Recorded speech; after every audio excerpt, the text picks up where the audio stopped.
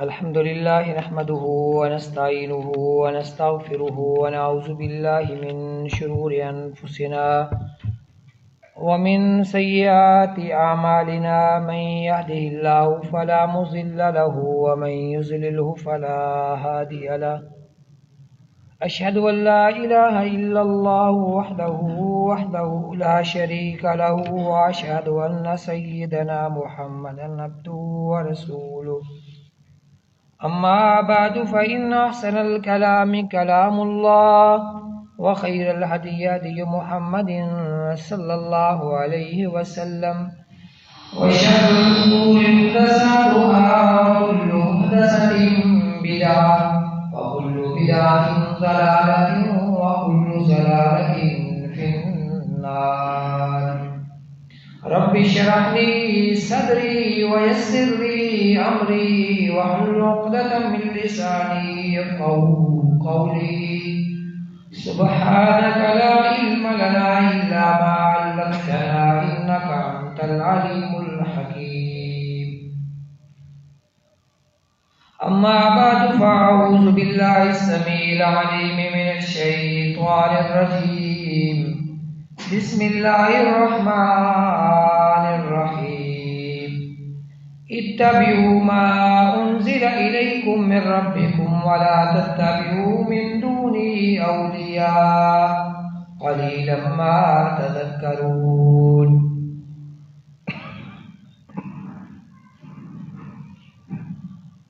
تمام قسم کی پاکیزہ حمد و ثنا اللہ خالق و مالک کے لیے، اور رب العالمین جو میرا اور آپ کا اور کل کائنات کا اکیلا ہی حاجت روا، مشکل کشا، غوث اعظم، دستگیر و غریب نواز، داتا و لچوال ہے. اللہ کی ذات، صفات، اسماء، افعال کے اندر کوئی شریک نہیں ہے. اللہ بے مثل ہے، اللہ کی کوئی مثال نہیں ہے. وہ مالک الملک ہمیشہ سے اور ہمیشہ ہی رہے گا. مسنون درود و سلام کی بارش میرے اور آپ کے محبوب پیغمبر محمد رسول اللہ صلی اللہ تعالی علیہ وسلم کے لیے کہ اللہ مالک الملک نے جنہیں آخری نبی اور آخری رسول بنا کر کے مبعوث فرمایا ہے. اللہ رب العالمین ہمیں سچ بات، حق بات کرنے کی توفیق عطا فرمائے اور اس پر عمل کی بھی ہمت اور توفیق عطا فرمائے. سابقہ کئی جماعت المبارک سے اتباع رسول، اطاعت رسول کے حوالے سے گفتگو ہم کر رہے ہیں. اسی بات کو آگے بڑھائیں گے. جو چیزیں سابقہ کئی جماعت میں بیان ہو چکی ہے، کوشش ہوگی کہ ان میں سے کسی چیز کو بیان نہ کیا جائے. کوشش ہوگی کہ کوئی نئی چیز آپ کے سامنے رکھی جائے. دو ہی چیزیں انسان کے لیے ضروری ہیں، ایک اللہ کی عبادت اور ایک نبی رحمت محمد صلی اللہ علیہ وسلم کی اطاعت اور طریقہ اور آپ کی پیروی، آپ کی سنت. کلمے کے دو ہی جز ہیں، لا الہ الا اللہ محمد رسول اللہ. عبادت اللہ کی، طریقہ رسول اللہ کا. اور محمد صلی اللہ علیہ وسلم اللہ کے وہ رسول اور وہ نبی ہیں کہ جنہیں اللہ نے آخری نبی اور آخری رسول بنا کر کے مبعوث فرمایا ہے. جتنی بھی سابقہ انبیاء میں شریعتوں کے اندر رد و بدل کرنی تھی، جو کمی بیشی اللہ نے اس قوم کے لیے رکھی تھی، وہ ساری کی ساری چیزیں مکمل کر کے محمد رسول اللہ صلی اللہ علیہ وسلم تک پہنچا دی. اب کوئی بھی شخص ہے جو اگر فلاح چاہتا ہے، کامیابی چاہتا ہے، اس کے لیے ایک راستہ ہے کہ وہ رسول اللہ صلی اللہ علیہ وسلم کی اطاعت کرے. اور سپریم اللہ کا رسول صلی اللہ علیہ وسلم ہی ہے. محمد رسول اللہ صلی اللہ علیہ وسلم کی جب بات آ جائے، آپ کا فرمان آ جائے، آپ کا کوئی قول اور فعل، کوئی عمل آ جائے، بڑے سے بڑا شخص کیوں نہ ہو، رسول اللہ کی امت میں ابو بکر و عمر جتنا بڑا شخص کوئی ہے نہیں ہے. ان کا فرمان بھی آ جائے گا تو محمد رسول اللہ کی بات کو ترجیح ہوگی، کیونکہ اللہ نے غلطیوں سے پاک ایک ہی ہستی بنائی ہے، وہ ہے محمد رسول اللہ صلی اللہ علیہ وسلم. باقی ساری دنیا غلطی کر سکتی ہے، باقی ساری دنیا کے پاس علم کی کمی ہو سکتی ہے، ممکن ہے یہ چیز آپ تک نہ پہنچی ہو، بڑے سے بڑا صحابی کیوں نہ ہو یہ بھی ممکن ہے اس تک کوئی چیز نہ پہنچی ہو. لیکن محمد رسول اللہ صلی اللہ علیہ وسلم سے جب کوئی صحابی بیان کرتا ہے کہ اللہ کے نبی نے یہ فرمایا تو وہ سپریم ہے، اس سے آگے کوئی ہیل و حجت، کوئی دروازہ، کوئی کیل کال نہیں چل سکتی. نبی رحمت صلی اللہ علیہ وسلم کی سنن کے حوالے سے، آپ کی اتباع کے حوالے سے کئی مسائل ہیں جن کو ہم نے وقتاً فوقتاً ساتھ ساتھ بیان کرنا ہے. ان میں سر فہرست سیاہ خضاب کے حوالے سے کہ بالوں کو، سروں کو کالا رنگ کرنا جائز ہے کہ نہیں. یہ بڑا اہم مسئلہ ہے، شاید آپ کے نزدیک اہم نہ بھی ہو لیکن ہمارے نزدیک اہم ہے. آج امت مسلمہ کے اندر بھی دو دھڑے ہیں، اہل سنہ کے یہاں بھی دو دھڑے ہیں، دو طبقے ہیں. ایک طبقہ کہتا ہے جائز نہیں ہے، ایک کہتا ہے کرو کرو، گناہ ہو تو ہمارے سروں پہ ڈال دو. اتنی دیدہ دلیری، اتنی ہمت. ہم دعا کرتے ہیں اللہ تمہارے اوپر رحم فرمائے. اتنی دیدہ دلیری نہیں کرنی چاہیے کہ بندہ کہے جناب کرو اور گناہ ہو تو ہمارے سروں میں ڈال دو. یہ ہمارے اہل سنہ والجماعہ اہل الحق کے اندر لوگ موجود ہیں. سہارا کیا ہے؟ کیوں کہتے ہیں؟ وجہ کیا ہے؟ لاجک کیا ہے؟ فلسفہ کیا ہے پیچھے؟ وہ جی فلاں تابی بھی سیاہ خضاب کرتے تھے، فلاں صحابی بھی سیاہ خضاب کرتے تھے. بھلے وہ جنہیں بڑا شیر آدمی ہے بھائی، کیا دلیل تھی ہے کہ فلاں صحابی کرتا تھا، فلاں تابی کرتا تھا. دنیا کے تمام صحابہ، تمام تابعین، تمام تبع تابعین، ائمہ رشد و ہدا ہمارے سروں کے تاج ہیں. لیکن اتباع، اطاعت ایک ہی اصلی کی ہے. وہ کون ہے؟ محمد رسول اللہ صلی اللہ علیہ وسلم. میں 4 حوالے آپ کے سامنے سیدنا عمر فاروق رضی اللہ عنہ کے حوالے سے رکھتا ہوں، آپ حیران ہو جائیں گے. صحیح البخاری میں، صحیح مسلم میں حضرت فاطمہ بنت قیس رضی اللہ عنہ وہ بیان کرتی ہیں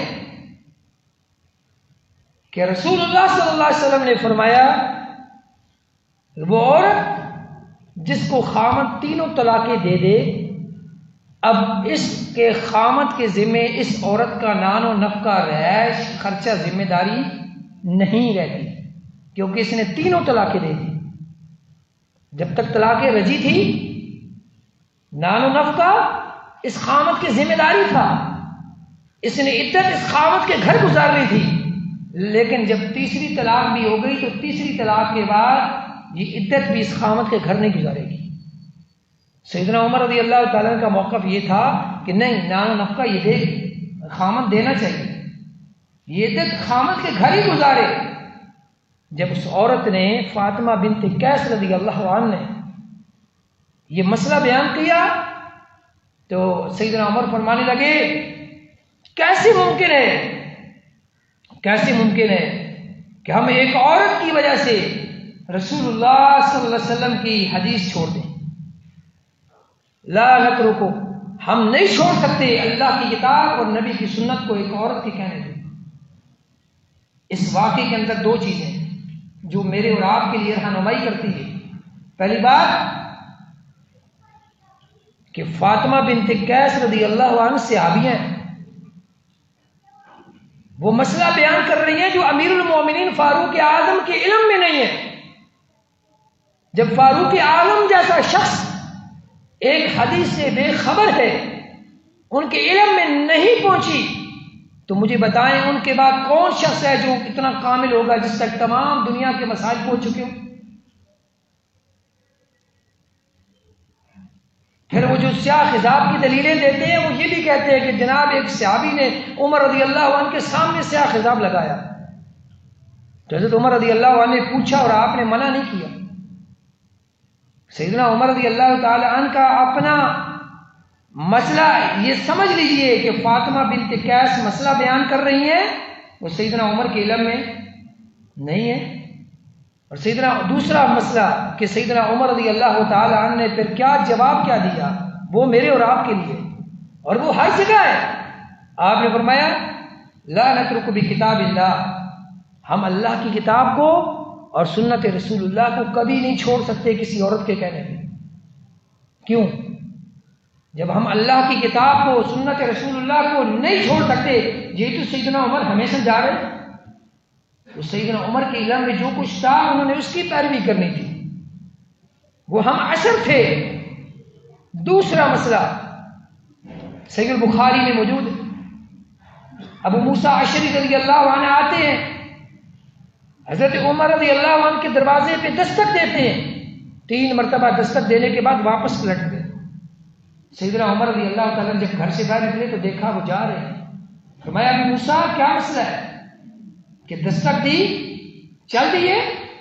فرمایا امیر المومنین مجھے رسول اللہ کا یہی حکم ملا ہے کہ اللہ کے نبی نے فرمایا جب کسی کے گھر جاؤ تو 3 دفعہ دستک دو، اجازت ملے تو جاؤ نہیں تو واپس پلٹ۔ انہوں نے کہا اچھا ایسے ہی ہے، اس پر تم نے مجھے دلیل دینی ہوگی، اگر دلیل نہ دی تو میں تمہیں سزا دوں گا۔ سیدنا ابو موسیٰ اشعری رضی اللہ تعالیٰ نے گئے دوڑے دوڑے، مسجد کے اندر حلقہ لگا ہوا ہے، صحابہ بیٹھے ہیں، آپ نے فرمایا کوئی ہے تم میں سے جو میرے ساتھ اس بات کی گواہی بنے؟ انہوں نے کہا ہمارا تو سب سے جو چھوٹا ہے نا مجلس میں وہ بھی گواہی دے گا۔ ابو سعید رضی اللہ عنہ کھڑے ہوئے کہنے لگے کہ میں بھی گواہی دیتا ہوں کہ اللہ کے نبی نے یہ فرمایا ہے۔ سیدنا عمر رضی اللہ تعالیٰ نے جیسے سنا فوراً عمل کر دیا۔ اب آپ دیکھیے کیسا مشہور مسئلہ ہے، آپ کے علم میں بھی ہے، لیکن امیر المومنین فاروق اعظم کے علم میں اس وقت تک بعد میں آ گیا، اس وقت تک نہیں تھا۔ تیسرا مسئلہ دیکھیے، حج تمتع کا مسئلہ ہے، جانتے ہیں نا آج حج تمتع اللہ سب کو لے کے جائے، بڑا اہم مسئلہ ہے حج تمتع۔ اور یہ حج تمتع حج کی قسموں میں سے قسم ہے، یعنی بندہ جب حج کے لیے جاتا ہے عمرہ کر کے احرام کھول دیتا ہے، اس وقت اس کے بعد احرام کی پابندی ختم، پھر 8 ذی الحجہ کو دوبارہ احرام باندھتا ہے۔ ہمارے جتنے بھی جاتے ہیں حاجی تو عمرہ پہلے کرتے ہیں جا کے، اور اس کے بعد پھر حج کے ساتھ حج بھی کرتے ہیں۔ تو حج تمتع میں یہ ہوتا ہے کہ درمیان میں احرام کھول دیا جاتا ہے، دوسرا جو حج ہے اس میں احرام کھولا نہیں جاتا۔ تو سیدنا عمر رضی اللہ تعالیٰ نے روک دیا اس حج سے، اور یہ سیدنا عثمان رضی اللہ عنہ نے بھی روکا تھا۔ اتباع سنت کے حوالے سے، اتباع رسول کے حوالے سے اتنی زبردست دلیل ہے کہ آپ اگر اس پہ غور کریں تو آپ کے رونگٹے کھڑے ہو جائیں کہ دنیا میں سپریم ایک ہی شخص تھا، وہ کون تھا؟ محمد رسول اللہ صلی اللہ علیہ وسلم۔ سیدنا عمر رضی اللہ تعالیٰ نے روکا، بخاری مسلم میں موجود، جامع ترمذی میں موجود۔ سیدنا عبداللہ بن عمر رضی اللہ عنہ نے ارادہ کر لیا حج کرنے کا، کسی نے کہا کہ آپ کے والد محترم عمر رضی اللہ عنہ نے روک دیا ہے، یہ حج نہیں ہوگا۔ انہوں نے کہا یہ کیسے ہوگا کہ نہیں ہوگا، مجھے بتاؤ رسول اللہ کے دور میں ہم کرتے تھے، آج ہم کیوں نہیں کریں گے؟ اور انہوں نے کہا مجھے بتاؤ کہ میرے والد محترم زیادہ حق رکھتے ہیں کہ ان کی پیروی کی جائے یا رسول اللہ زیادہ حق رکھتے ہیں؟ فرمایا رسول اللہ زیادہ رکھتے ہیں۔ تو سیدنا عبداللہ بن عمر رضی اللہ تعالیٰ نے کہا ہم حج تمتع کریں۔ سیدنا عمر رضی اللہ تعالیٰ کے بعد سیدنا عثمان کا دور آتا ہے، سیدنا عثمان غنی رضی اللہ تعالیٰ نے بھی حج تمتع سے روکا تھا۔ صحیح البخاری میں موجود سیدنا علی رضی اللہ تعالیٰ عنہ نے فرمایا تھا ما کنت لأدع سنت النبی صلی اللہ علیہ وسلم لقول احد کہ میرے لیے ممکن نہیں ہے کہ میں کسی شخص کی وجہ سے رسول اللہ کی سنت کو چھوڑ دوں. صحابی عمر بڑے، عبداللہ ابن عمر چھوٹے، اہل سنت کے ہاں سیدنا عثمان کا درجہ زیادہ، علی المرتضیٰ کا درجہ سیدنا عثمان کی بنسبت بعد میں. غلو کرنے والے سائڈ پہ رہے، ہمیں ان کی کوئی پرواہ نہیں. پوری امت کا اتفاق ہے، ابو بکر، عمر، عثمان، پھر علی رضی اللہ عنہم اجمعین. ہماری عزتیں قربان، ہمارا مال قربان، ہماری نفوس قربان، لیکن درجہ یہی ہے، مقام یہی ہے. لیکن سیدنا عثمان منع کر رہے ہیں، عمر منع کر کے گئے تھے، سیدنا علی دلیل کیا دے رہے ہیں؟ ما کنت لعلی سنت النبی صلی اللہ علیہ وسلم لقول احد، ہم کسی شخص کی وجہ سے رسول اللہ کی سنت کو نہیں چھوڑ سکتے. سنت کیا تھی؟ حج تمتع اللہ کے نبی نے کیا، ہم کریں گے. آپ اندازہ لگائیے کیسے اہم مسائل ہیں کہ جن کے بارے میں سیدنا عمر رضی اللہ عنہ کو علم نہیں ہے، یا علم ہے تو وہ کسی اور مسلک کی خاطر، چونکہ وہ حاکم ہیں، وہ فیصلہ کر رہے ہیں. لیکن دوسرا صحابی کیا دلیل دے رہا ہے کہ ہم نبی کی سنت کی وجہ سے، کسی شخص کی بات کی وجہ سے نبی کی سنت کو نہیں چھوڑ سکتے. ایک چوتھا مسئلہ اس حوالے سے، وہ کیا ہے؟ آپ دیکھیے صحیح بخاری میں یہ بھی موجود ہے.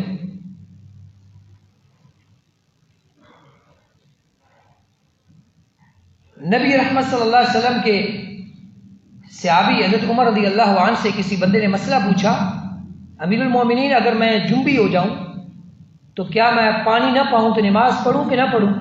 آپ نے فرمایا تو نماز نہ پڑھ. یہ مسئلہ اب قرآن میں موجود ہے نا، سورہ مائدہ میں، وَإِن كُنتُمْ جُنُبًا فَاتَّطَهَّرُوا وَإِن كُنتُمْ مَرْضَىٰ أَوْ عَلَىٰ سَفَرٍ أَوْ جَاءَ أَحَدٌ مِّنكُم مِّنَ الْغَائِطِ أَوْ لَامَسْتُمُ النِّسَاءَ فَلَمْ تَجِدُوا مَاءً فَتَيَمَّمُوا صَعِيدًا طَيِّبًا. تو آپ نے فرمایا کہ تو نماز نہ پڑھ. وہیں پہ عمار بن یاسر رضی اللہ عنہ کھڑے تھے، کہنے لگے امیر المومنین کیا آپ کو یاد ہے کہ میں اور آپ ایک سفر میں تھے اور حالت جنابت ہو گئی، آپ نے نماز نہیں پڑھی، پانی نہیں تھا، میں زمین میں الٹ پلٹ ہو گیا. تو اللہ کے نبی صلی اللہ علیہ وسلم کو جب پتہ چلا تھا تو اللہ کے نبی نے اس موقع پہ ہمیں تیمم کا طریقہ سکھایا تھا. آپ نے فرمایا تھا ایک دفعہ زمین پہ ہاتھ مارو، اس کو جھاڑو، جھاڑ کے چہرے اور ہتھیلیوں کا مسح کر لو، یہ تیمم ہے. تو سیدنا عمر رضی اللہ تعالیٰ کو ابھی بھی یاد نہیں آیا. آپ نے فرمایا اے عمار اللہ سے ڈر، فرمایا اللہ سے ڈر. انہوں نے کہا آپ کہتے ہیں تو میں اس مسئلے کو بیان نہیں کرتا. فرمایا نہیں میں منع نہیں کرتا، آپ اپنی ذمہ داری کے بشک بیان کریں، میں کیوں منع کروں اللہ کے نبی کی حدیث سے؟ اگر آپ بیان کر رہے ہیں میں منع نہیں کر سکتا. کیا معلوم ہوا کامل و اکمل شخص کون ہے؟ ایک ہی ہے. وہ کون ہے؟ محمد رسول اللہ صلی اللہ علیہ وسلم. آج لوگ سلف کے بہانے، اسلاف کے بہانے، تابعین کے بہانے، اصحاب نبی کا سہارا لیتے ہوئے نبی علیہ الصلوۃ والسلام کی واضح صحیح صریح احادیث کا انکار کرنے کی ناکام جسارت کرتے ہیں. کہتے ہیں جناب سیاہ خضاب کرتے جاؤ. اگر کوئی عالم ہے تو میرا وہ اس سے کوئی جھگڑا نہیں ہے، وہ عالم ہے، اس نے اپنے علم کی بدولت کہا ہے تو وہ جانے، اس کا رب جانے. میں اس کی نیت پہ شک نہیں کرتا، نہ مجھے کوئی حق ہے. لیکن میں عوام کے لیے اور ان عاقلین کے لیے جن کے پاس علم نہیں ہوتا، وہ صرف اور صرف نقل کرتے جاتے ہیں کہ اللہ کے نبی صلی اللہ علیہ وسلم کی واضح حدیث، صرف 2 حدیثیں آپ کے سامنے رکھتا ہوں. پہلی حدیث صحیح مسلم میں سیدنا ابو بکر صدیق رضی اللہ عنہ کے والد محترم ابو قحافہ رضی اللہ عنہ، جن کا اصل نام عثمان بن عامر تھا. ابو بکر صدیق رضی اللہ عنہ کے والد ابو قحافہ، اصل نام کیا ہے؟ عثمان بن عامر. بزرگ ہیں، بڑی عمر میں اسلام قبول کرتے، بال سفید ہیں. رسول اللہ صلی اللہ علیہ وسلم کے پاس لائے گئے. اللہ کے نبی نے فرمایا ان کے بالوں کو رنگو لیکن کالے رنگ سے ان کو بچاؤ. وجنبوا السواد، ان کے بالوں کو کالے رنگ کرنے سے بچاؤ. اللہ کے نبی نے منع کر دیا کالا رنگ نہیں کرنا. اب لوگ کہتے ہیں جناب وہ تو ابو بکر صدیق کے والد کے لیے حکم تھا. اچھا جی پھر کیا کریں گے؟ ہم نہیں عمل کریں گے.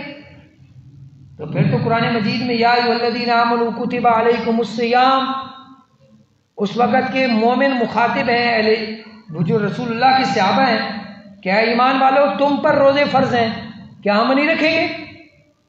کہ خطاب تو ان کو کیا گیا. تو پھر تو قرآن مجید کی جتنی بھی تفصیل کریں، منافقین کی آیات، مشرکین کے متعلق احکامات، اہل ایمان کے متعلق آیات، تو وہ سارے کے سارے اس وقت کے لیے ہیں. پھر آج کیا کریں گے؟ نہیں بھائی یہ مسئلہ نہیں ہے. حقیقت یہ ہے کہ شان نزول تو خاص ہی ہوتا ہے ہر آیت کا، ہر حکم کا. جب کوئی ضرورت پیش آتی ہے تو حکم نازل ہوتا ہے. جیسے تیمم کا حکم نازل ہوا سیدہ اما عائشہ رضی اللہ عنہا کے اس واقعے پہ جب آپ کا ہار گم ہو گیا تھا. پردے کا مسئلہ نازل ہوا جب سیدنا عمر رضی اللہ عنہ کی رائے تھی، لیکن وہ حکم قیامت تک کے لیے، ہر مومن کے لیے. تو اللہ کے نبی صلی اللہ علیہ وسلم نے واضح فرمایا تھا وَجَنِّبُوا السَّوَادَ، کالا رنگ کرنے سے بچو. پھر دوسری حدیث سنن ابی داؤد میں، مسند احمد میں، دیگر کئی کتب میں موجود ہے. نبی علیہ الصلوۃ والسلام نے فرمایا ایک گروہ ایسا ہوگا جو قیامت کے قرب فرمایا کہ اپنے بالوں کو ایسے رنگے گا جیسے کبوتروں کے سینے یا کبوتروں کے پوٹے ہوتے ہیں. فرمایا یہ جنت کی خوشبو بھی نہیں پا سکیں گے. کیا معلوم ہوا؟ یہ صرف نشانی ہے یا وعید ہے؟ وعید ہے، ممانعت ہے کہ اللہ کے نبی فرما رہے ہیں وہ جنت کی خوشبو بھی نہیں پا سکیں گے. اب اس حدیث کا بھی لوگوں نے کیا کہا؟ کہتے ہیں یہ جی بس قیامت کے قریب کچھ لوگوں کی صرف علامت بیان کی گئی ہے. بھائی علامت بیان کی گئی ہے تو وعید ساتھ بیان کی گئی ہے کہ وہ یہ کام کریں گے، ان کی نشانی رکھی گئی ہے.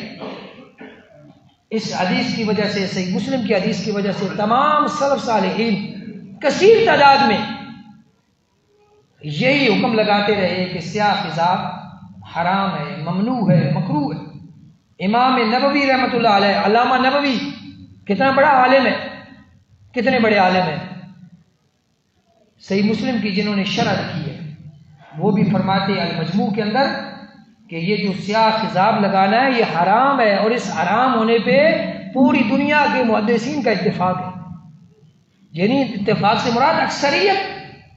اکا دکا تو ہر مسئلے میں مختلف ہوتا ہے نا، اکا دکا کی بات نہیں ہے. اکثریت اس مسئلے میں متفق ہے کہ سیاہ خضاب حرام ہے.